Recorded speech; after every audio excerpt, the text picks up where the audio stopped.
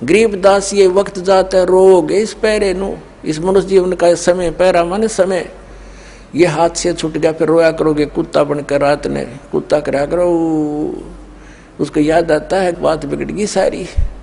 तो अब रोने से क्या बने? परमात्मा कहते हैं अच्छे दिन पीछे गए गुरु से क्या ना हेत, अब पछताए के बने तेरी चिड़िया चुगी खेत।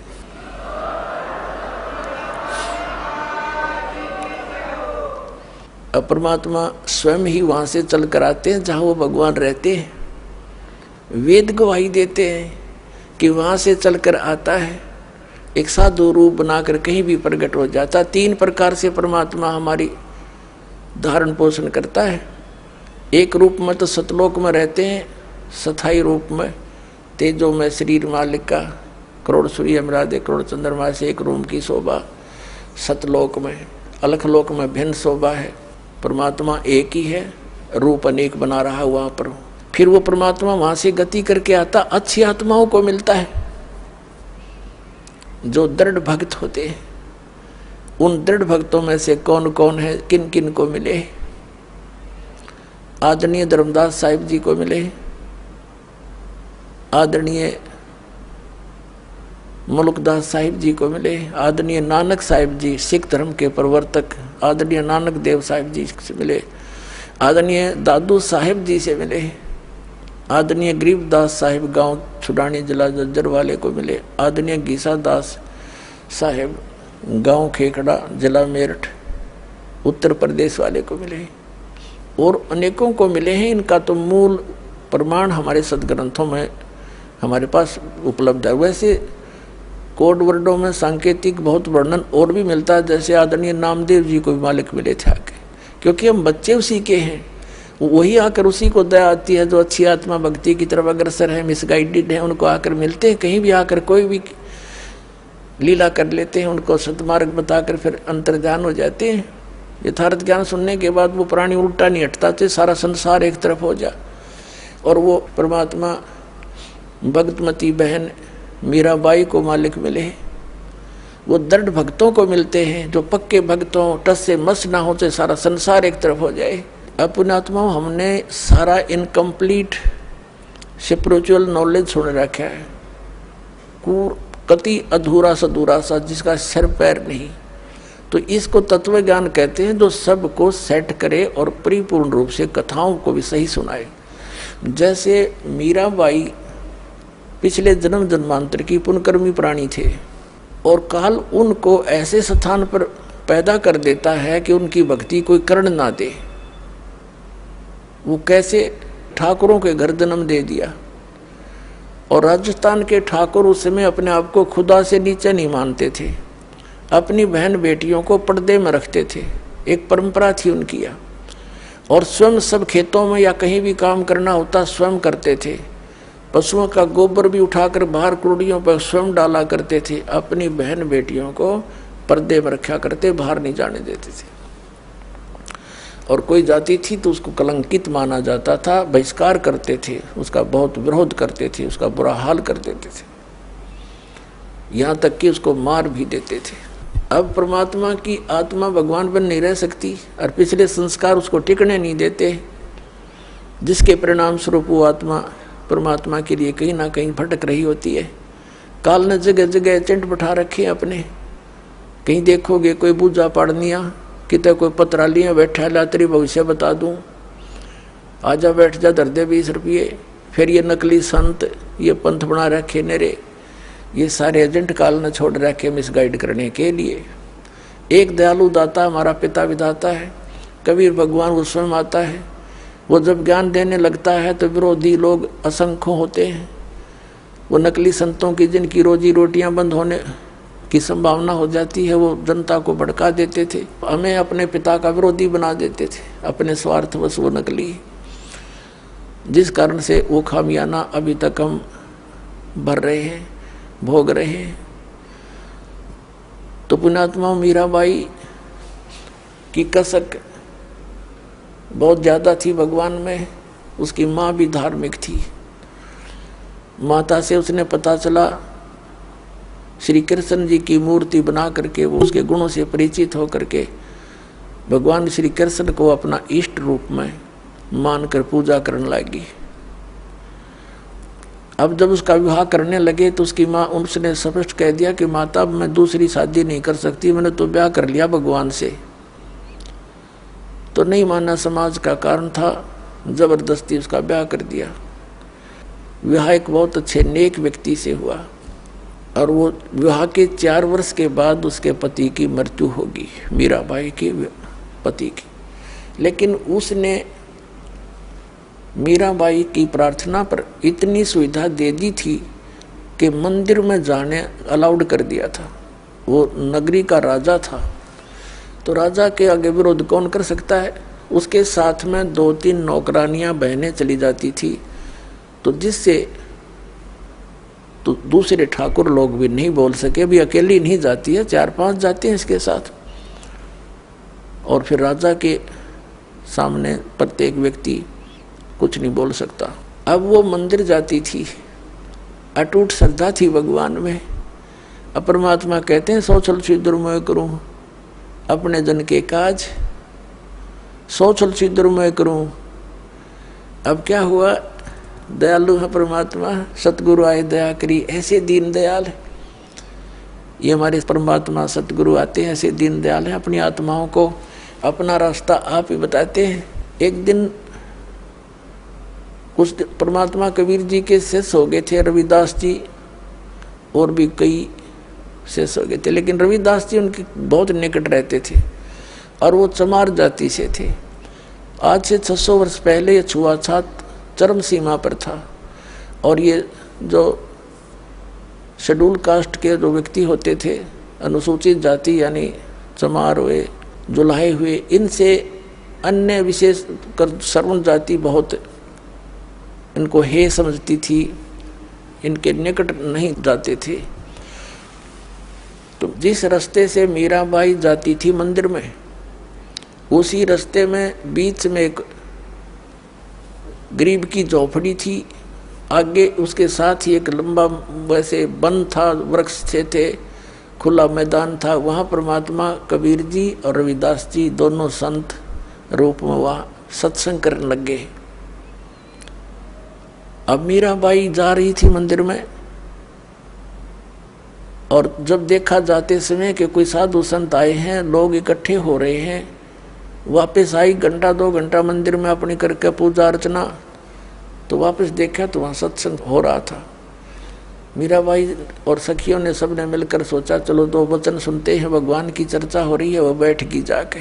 परमात्मा तो आए इसीलिए थे, उस अपनी आत्मा को कहते हैं गोता मारूं स्वर्ग में जा बैठूं पाताल, कह कबीर ढूंढता फिर वो अपने हीरे मोती लाल।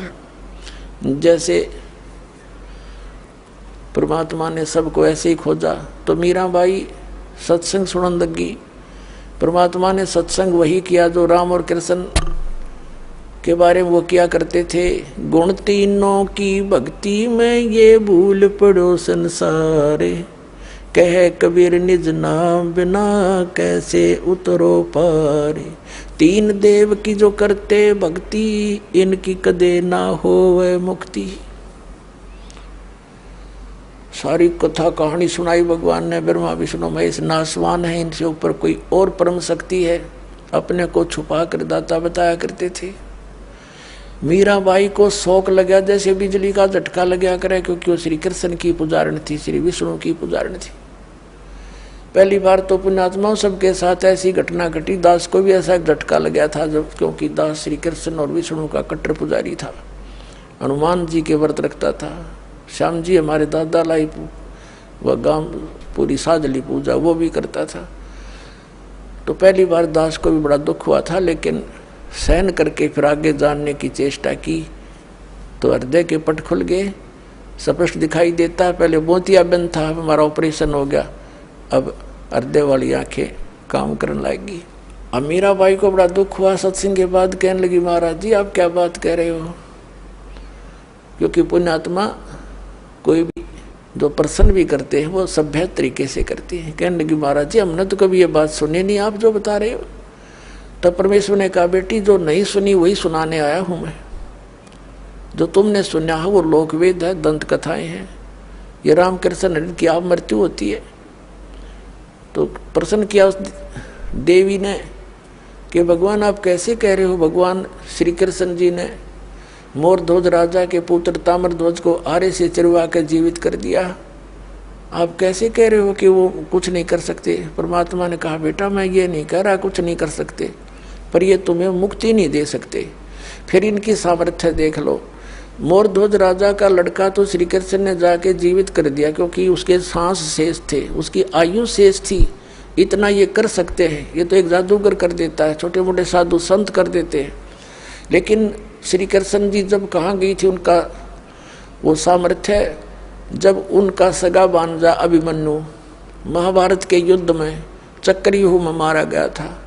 सुभद्रा का पुत्र जो श्री कृष्ण की बहन थी सुभद्रा, श्री कृष्ण रो रहा था, पांचों पांडव रो रहे थे, उनका कुल नाश हो रहा था, तो क्यों नहीं जीवित किया श्री कृष्ण जी ने अभिमन्यु को। अब सुन होगी। फिर पूछा उसने जी कारण क्या था कि बेटी अभिमन्यु का प्रारब्ध इतना था, उसकी आयु शेष नहीं थी और ताम्रध्वज की आयु शेष थी। उसने जाके दिखा दिया ड्रामा,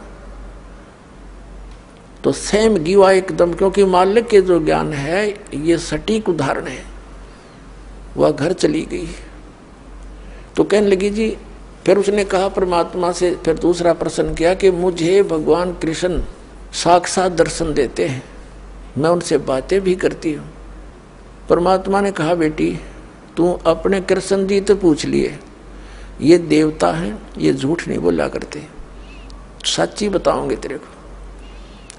अब उसने तो रात में नींद आई नहीं, बहुत कसक होगी, तो उनको जैसा भी वो समय कभी प्रकट हुए, श्री कृष्ण जी से पूछा भगवान आप तो सतोगुण भगवान हैं, आप तो झूठ बोला ही नहीं करते, मैंने ऐसे ऐसे संतों का सत्संग सुना है, मेरे बात जची नहीं उनकी, क्या आपसे भी कोई ऊपर शक्ति है। तो श्री कृष्ण जी ने कहा मीरा वो शक्ति है, लेकिन वो हमने भी ना मिली, उसकी ट्राई करने की कोई यूज नहीं, हमने खूब सिर पटक लिया, उसका कोई अता पता नहीं लगता। अब वो उसको तो बड़ा झटका लगा कि वो संत कहते हैं हम उनको दिखा दें और उसका नाम दें, उसकी प्राप्ति करा दें। श्री कृष्ण जी ने इतना मान लिया कि वो है अवश्य। तो वह रात को नींद नहीं आया उस बेटी को।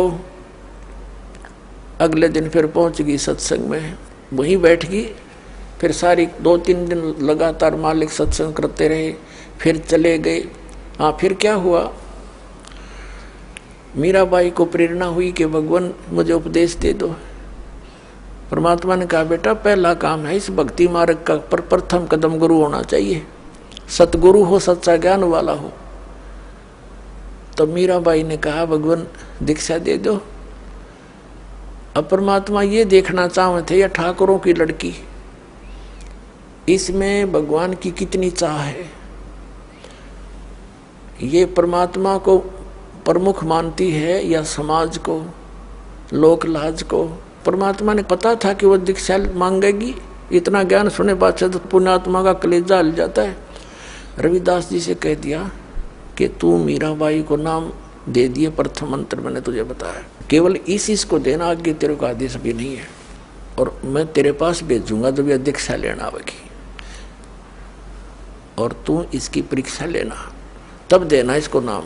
अब वह लड़की ने प्रार्थना की, परमात्मा ने कहा बेटी जा उसके पास, वो बैठा महात्मा, वो देंगे तुझे दीक्षा। वो तो गई वहाँ पर जहाँ संकेत मिल गया, जाके बैठ गई, एक महाराज जी नाम दे दो, दीक्षा दे दो। रविदास जी कहने लगा बेटी बहन मैं हूँ चमार जाति का और तू है ठाकरा की बेटी। गुरु से नाम लेने के बाद जब तूने लोग जाके यूं कहेंगे तूने किससे नाम ले लिया है, चमार पर नाम ले लिया, इज्जत का नाश हो गया। और जब तेरे मन में दोष आ गया भक्ति खत्म हो जाएगी तेरी, और लोग तेरी बेइज्जती बहुत करेंगे बेटी, तो कोई और देख ले अपना गुरु। तो मीराबाई ने कहा कि महाराज जी मैं आपकी बेटी, आप मेरे पिता, बाढ़ में जाए संसार, मैंने नाम दे दो, मैं पीछा छुटवाना चाहती हूँ। तो रविदास जी ने दीक्षा दे दी।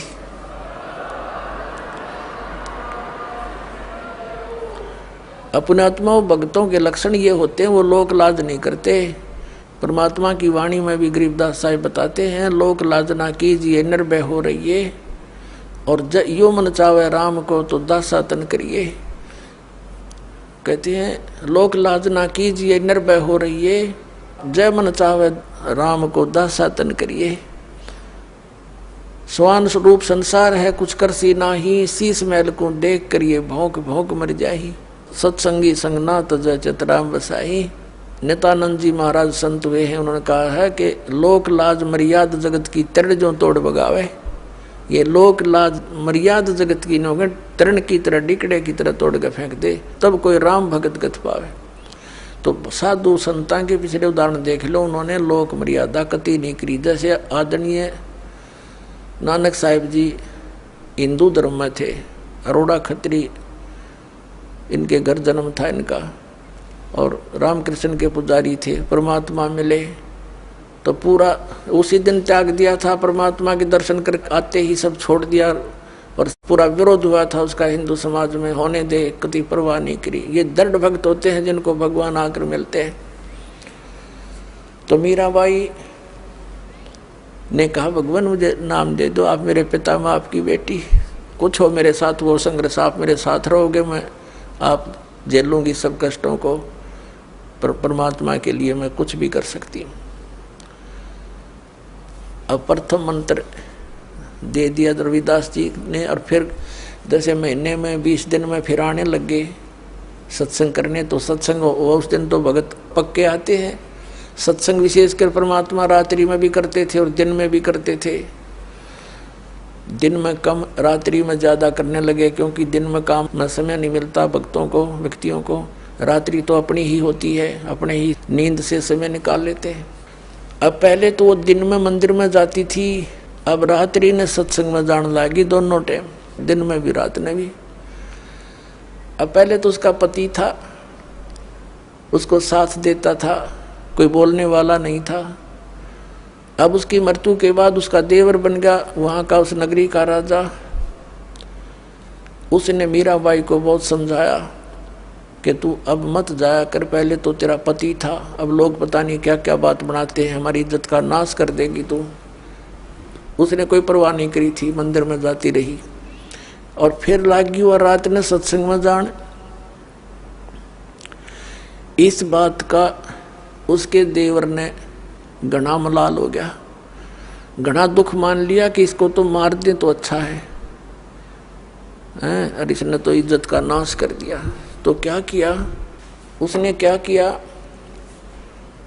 एक दिन अपने पुत्र का जन्मदिन रख दिया, रिश्तेदार आए हुए थे, और एक किसी सपेरे से कहा कि ऐसा विषधर ला दे, ऐसा विषयर ला दे सर्प के डंक मारते मर जाए आदमी।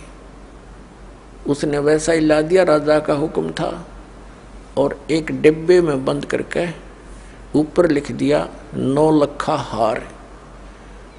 राजा ने एक बांदी से कहा, नौकरानी से, जाओ मीरा को दे दे, ये हार गले में पैर लेगी, सुंदर कपड़े पहन लेगी, रिश्तेदार आवेंगे। और ऐसे, क्योंकि वो तो ऐसी रहती थी बेचारी, उसने तो नाव डने पैरने की कोई परवाह नहीं रही थी, भगवान में कसक गनी लगी थी। तो उसने कहा कि ठीक से कपड़े पहन लेना, मेरी बेइज्जती ना करवाना, रिश्तेदार ने कहेंगे भाई रहानी उसकी पत्नी को कैसे रखता है, और ये हार पहन लेगी। उसने सोचा था न्यू कि सर्प डस कर मर जाएगी, सर्प देगा डस, सारे रिश्तेदार होंगे, सब गवाह हो जाएंगे, एक सांप लड़ गया, भाई हम भी वहीं थे, इसलिए मृत्यु होगी उसकी। इसने चालता या चाली थी। अब वो नौकरानी ने जाकर दे दिया केले, मीरा भाई राजा ने बताया है इसमें एक हार है बहुत कीमती, इसको पहन लेना, और सुंदर कपड़े पहन ले, आज उनका लड़के का जन्मदिन है, दूर दूर के रिश्तेदार आए हुए। मीरा भाई बोली रख दे बेबे, पहन लूंगी। नानू का है बा पहन ले, अकमा पहन लूंगी, तू जा। वह चली गई। अब उसने खोला कि ना पहरूंगी तो यूं दुखी करेगा, इन बातों में तो कोई खास आंट भी नहीं मेरा भक्ति की, मेरे लिए तो माटी है, यूं हार है, जो कुछ भी है, लेकिन यूं बकवादी आदमी दुखी करेगा।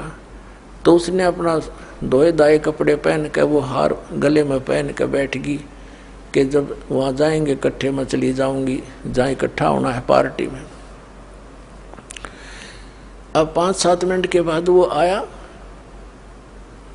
वो तो ये देखने आया था कि मर्गी होगी, वाई वाह के कह दूँ सांप लड़ गया, सांप लड़ गया, ये रहा, भागियो भागियो।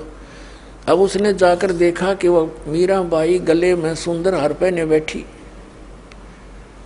तो कहने लगा कि ये हार कहाँ से लाई? तो उल्टा मैं जानता था तू रातों जाती है, यही कर्म करने जाती है। वो कहने लगी जी आप भी मुझे जीने देते ना मरने देते, आप ही ने तभी भेजा था और देख मुझे ही कलंकित कर रहे हो। तो वो कहता मैंने कहाँ भेजा था कि ये डिब्बे में ये बांधी नौकरानी कर गई थी। वो डिब्बा देखा कि इसमें क्या था, कि इसमें ये हार था। अब उसने सोचा, बांदी बुलाई नौकरानी, बोली जी मैं अभी देकर बाहर ही बैठी हूँ, यानी कि बाहर नौकरानी थी वो बाहर रहती थी और यही डिब्बा, और तो उसके पास कोई कपड़ा भी नहीं था विशेष और कोई पात्र भी ऐसा नहीं था। अब उसने सोचा भाई बड़ी, उसने सोचा सपेरा जादू कर गया मेरी खातिर, वह ना जच्ची उसका, कोई और जादू जंत्र का दे गया होगा। तो जब तो वह बच गई। एक दिन उसने क्या किया कि एक विष मंगवाया, विष डालकर एक प्याले से, उन्हें सोचा या मरती नहीं मानती नहीं, इसने इज्जत का नाश कर दिया, जिसको जहर से मार देते हैं। उसको कहा विष, साथ गया तलवार लेकर कि ये जहर पी ले, ये विष है इसके अंदर, या तो इसको पी लेना तेरी गर्दन काटूंगा। तलवार लेकर खड़ा हो गया। मीराबाई ने सोचा मारना तो इसने है ही, तलवार से तो दर्द होगा, विष पे लेती हूँ आराम से मर जाऊंगी। करके मालिक को याद और विष पीगी सारा। और वो देखा खड़ा खड़ा न्यो का नो चेहरा, आध घंटे तक बाट देखी दुश्मन ने, वो मरी नहीं, वापस आ गया या वासा होकर। तो परमात्मा कहते हैं मीराबाई को मारन लागे जहर का प्याला प्यारे, पीवत ही अमृत हो लाग्या, हो गया सर्द ही यारे। मन तू पावेगा अपना किया रे, भोगेगा अपना किया रे। भक्ति के अंदर ऐसी शक्ति है पुण्यात्माओं, विश्वास करना इस मालिक पर। ये कथाएं सुना करते थे हम, कथा नहीं थी, ये सच्ची बातें हैं।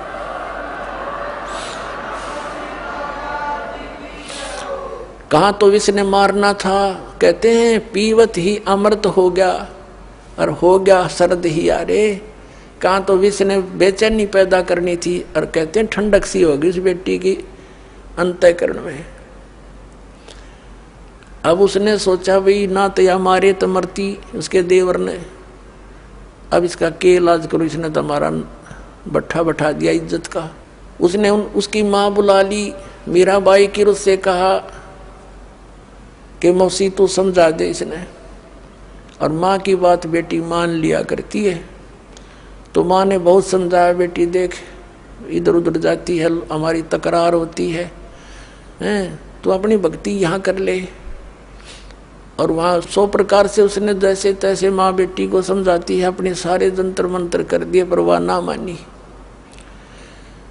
फिर यहाँ तक कहा कि बेटी हम ठाकुर, और वो चमार जिस तो तू नाम ले आई, इसमें भी हमारी बेइज्जती का मामला है बेटा, तू मत जाकर वहाँ। तो माता और बेटी का फिर क्या एक कवि के द्वारा बना गया शब्द सुनाते हैं। सत्संग में जाना मीरा छोड़ दे, सत्संग में जाना मीरा, आए मारी लोग करें तकरार, सत्संग में जाना मीरा छोड़ दे। आए मारी लोग करें तकरार, सत्संग में जाना मीरा छोड़ दे।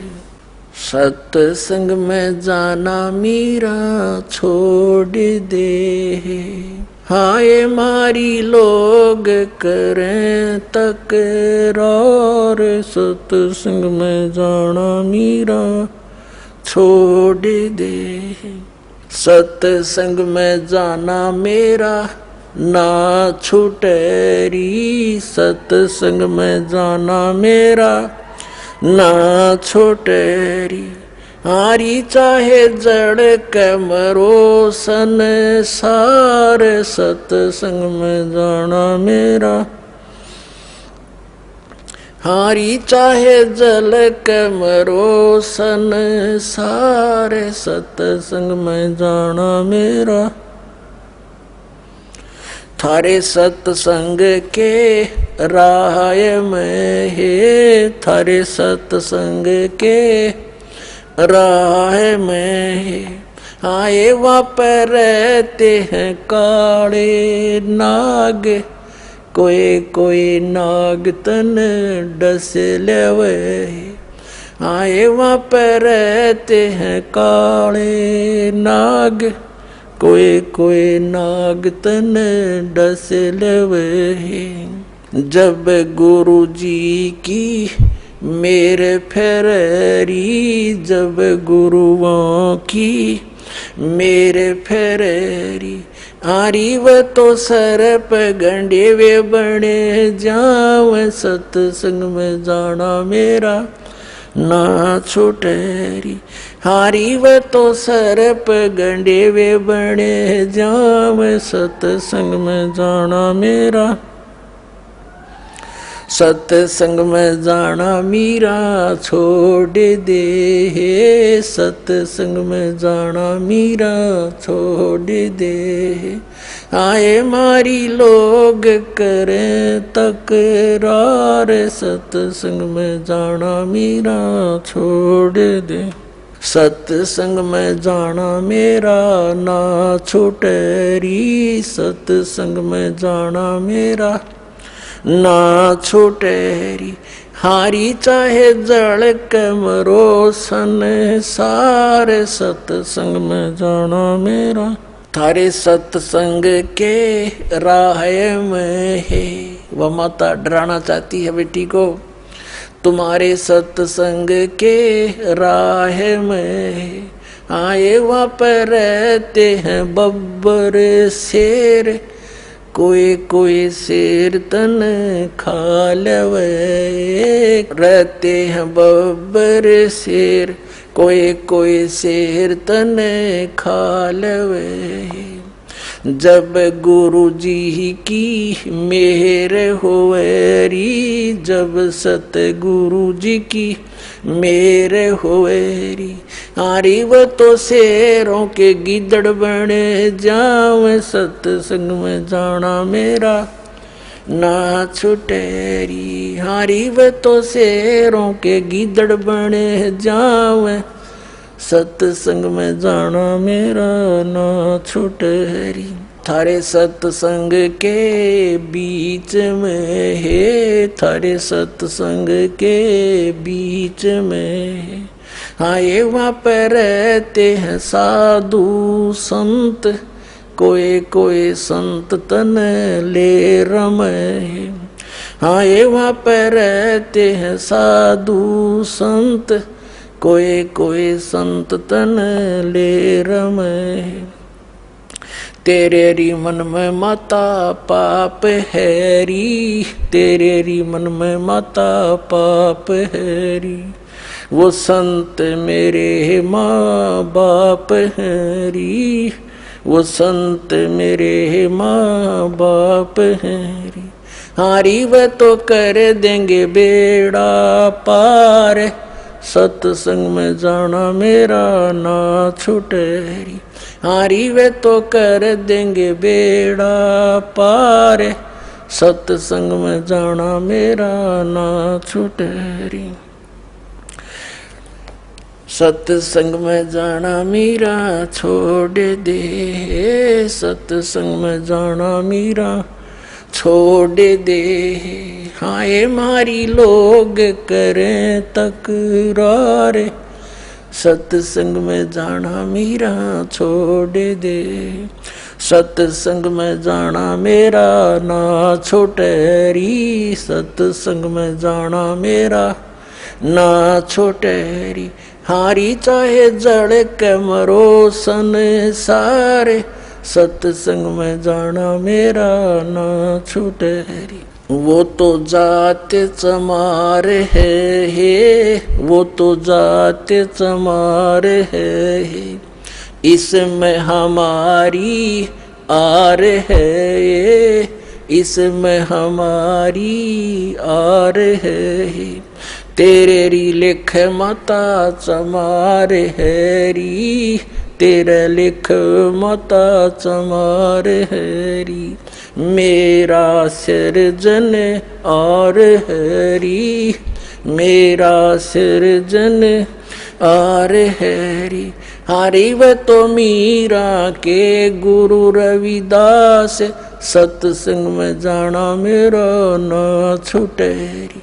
हरी व तो मीरा के गुरु रविदास, सत्संग में जाना मेरा ना छूटे री। अपने आत्माओं, परमात्मा के पाने के लिए सबसे बड़ी बंधन काल ने सबसे बड़े रस्से हमारा बांध रखे हैं, ये लोक परंपराओं के। और परमात्मा कबीर साहब कहते हैं, सोई जन उभरे जिन तोड़ी कुल की कान। परमात्मा कहते हैं, कुल करने के कारण यू अनसा गया बिगो। जब यू कुल के कर लेगा तो चार पाया का हो। आज तो लोक लाज में कुल की मर्यादा में को प्रमुख मानकर सत्संग में आया नहीं, सत्संग सुने नहीं, ज्ञान होया नहीं, भक्ति करी नहीं, फिर गधा बन कर घूमेगा, चार पाया का होगा। जब यू कुल के ढालड़ा होगा तेरे, तब यू कुल के कर लेगा तो चार पाया का हो। तो संतों को यू हृदय में जम जाती है बातें। तो यहाँ परमात्मा कहते हैं कि तन छूटे जब कहाँ समावेगा, और आखिर तुझको कौन कहेगा। गुरु बिन आत्म ज्ञान मन ने की कर ले, दो दिन का मेहमान मन ने की कर ले, दो दिन का मेहमान। कहते आखिर तुझे गुरु के बिना यू आत्मज्ञान बताओगा कौन है। तो इस प्रकार हमने इस सारे ज्ञान को समझना है। जैसे नित्यानंद जी एक ब्राह्मण कुल में थे, तहसीलदार की पोस्ट थी, 250 वर्ष पहले की बात। इसमें नारनौल के नवाब के यहाँ तहसीलदार की नौकरी करते थे। जब ये आत्मज्ञान हुआ, फिर परमात्म ज्ञान हुआ, नौकरी त्याग दी। पत्नी थी, वो विरोध गणा करा करती, परमात्मा की ऐसी रजा हुई, उसकी मृत्यु होगी, और वैराग बन गया। जब इस ज्ञान से परिचित हुआ तब कहा था ब्राह्मण कुल में जन्म था। पहले तो 250 वर्ष पहले ब्राह्मण के घर जन्म होना ही एक बहुत बड़ी महान माना करते थे। और फिर तहसीलदार की पोस्ट, आज तो मंत्री की कोई ना इतनी कीमत जितनी उस समय तहसीलदार की होती थी। और दोनों को बद के गढ़ भगवान से दूर कर। कहते हैं कबीर साहब कहते हैं, सुख के माथे पत्थर पड़ो जिसते नाम हर देते जा, और बलिहारी उस दुख के जो पल पल नाम रटावे। परमात्मा कबीर जी कहते हैं, आग लगो ऐसे सुख के जो भगवान से दूर करे। हे परमात्मा ऐसा दुख भी दिए रखना, तेरी याद बनी रहे। तो नित्यानंद ने कहा था जब वो ये ज्ञान हो गया, जब कहते हैं ब्राह्मण कुल में जन्म था मैं करता बहुत मरोड़, और गुरु गुमानी दास ने दिया कुबद गढ़ तोड़े। संत मिले उनको गुमानी दास नाम के, कहते कुबद का गढ़ तोड़ दिया। मान बढ़ाई है, ऊंची नीची जाति वाला अभिमान भेदभाव, कहते ये कुबद का गढ़ संत बिना नहीं टूटे। तो परमात्मा के बच्चे जो होते हैं उन्हीं को मिलते हैं जो दृढ़ होते हैं। मीराबाई दृढ़ भगत थी, सारा संसार एक तरफ।